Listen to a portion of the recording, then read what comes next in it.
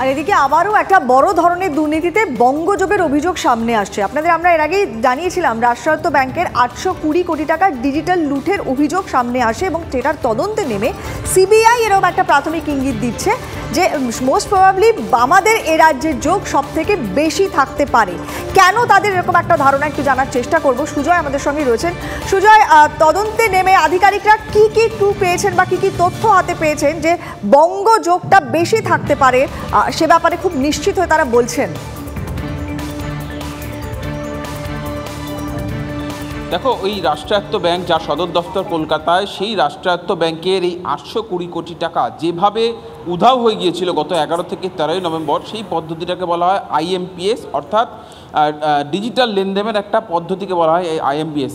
এই আইএমপিএস বা ডিজিটাল লেনদেন ওই ব্যাংকের হয়ে যে সংস্থা দেখভাল করতো তাদের আবার দফতর দেখা যাচ্ছে বিধাননগরে, এবং সেখান থেকেই সেই বেসরকারি সংস্থার দফতর এবং সেখান থেকেই নজরদারি এবং পরিচালনা করা হতো এই ডিজিটাল পেমেন্টের বিষয়গুলিতে। আর তদন্তকারীরা সে কারণেই বলছেন যে যেহেতু ওই সল্টলেকেই বা বিধাননগর এলাকাতেই এই সংস্থার অফিস ছিল, সেই কারণে বঙ্গযোগের একটা সম্ভাবনা জোরালো হচ্ছে। প্রথমত ওই রাষ্ট্রায়ত্ত ব্যাংকের সদর দপ্তর কলকাতা এবং ওই রাষ্ট্রায়ত্ত ব্যাংকের হয়ে যে সংস্থা দেখভাল করতো তাদের সদর দপ্তর বা তাদের অফিসটা কিন্তু বিধাননগরে রয়েছে। ফলে এই মুহূর্তে সেই ব্যাংকের কর্মীরা স্ক্যানারে রয়েছেন এবং সেই ব্যাংকের হয়ে যারা এই দায়িত্ব সামলাতেন তারাও স্ক্যানারে রয়েছে যে কী করে 820 কোটি টাকা চলে গেল।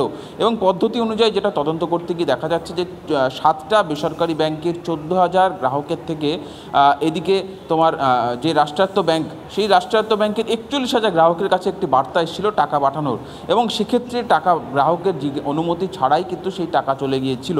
এবং যে ব্যাংক থেকে, যে বেসরকারি ব্যাংক থেকে টাকা পাঠানোর কথা বলা হয়েছিল, সেদিকে আবার বলা হয়েছিল যে ট্রানজ্যাকশনটা অর্থাৎ লেনদেনটা সফল হয়নি, অর্থাৎ সেখানে দেখানো হচ্ছে লেনদেন সফল হয়নি কিন্তু টাকা কেটে নেওয়া হয়েছে, টাকা চলে গিয়েছে এবং দায় পড়েছে সেই রাষ্ট্রায়ত্ত ব্যাংকের গ্রাহকের উপর।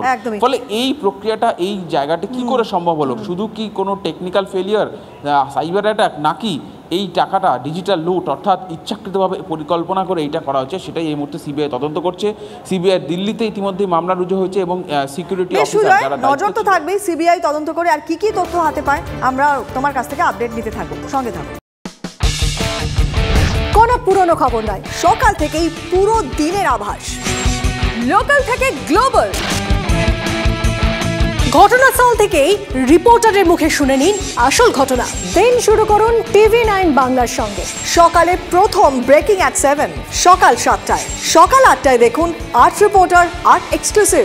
নিউজ এক্সপ্রেস অ্যাট 9 দেখুন সকাল 9টায়, 10 খবর 10 রিপোর্টার অন দ্য স্পট সকাল 10টায়। লোকাল টু গ্লোবাল অ্যাট 11 দেখুন সকাল 11টায়। দেখুন morning super prime time TV9 বাংলায়। TV9 বাংলা না দেখলেই নয়।